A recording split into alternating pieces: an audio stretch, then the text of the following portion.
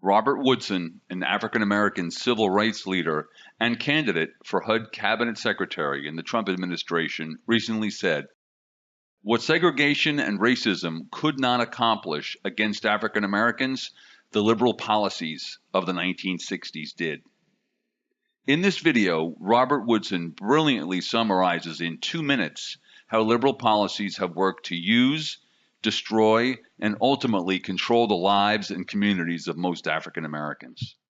But I realize that what has happened over the past few years is that the civil rights movement has morphed into a race grievance industry. It's hypocritical in that they are using race to justify the generation of inequity. When we demonstrated in the 60s, we did so for the purposes of pursuing inclusion.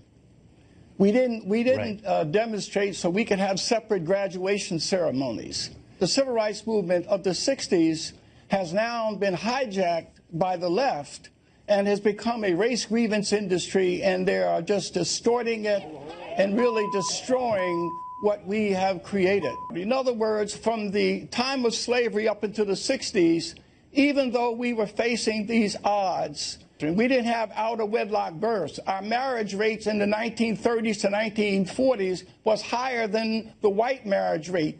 But all of that changed in 1960 when we met this tsunami of liberal academics who said one of the things we have to do is we made welfare a right and then reparations. We also disconnected work from income, and this was purposely done by Cloward and Piven and the liberal academics at Columbia University. And they said, if we do this, it means that fathers will be irrelevant, drug addiction will go up, school dropouts will increase. And so what we are what segregation and racism could not accomplish, liberal policies of the 60s did. And as a consequence, we now have 70% of children are being born in single-parent households.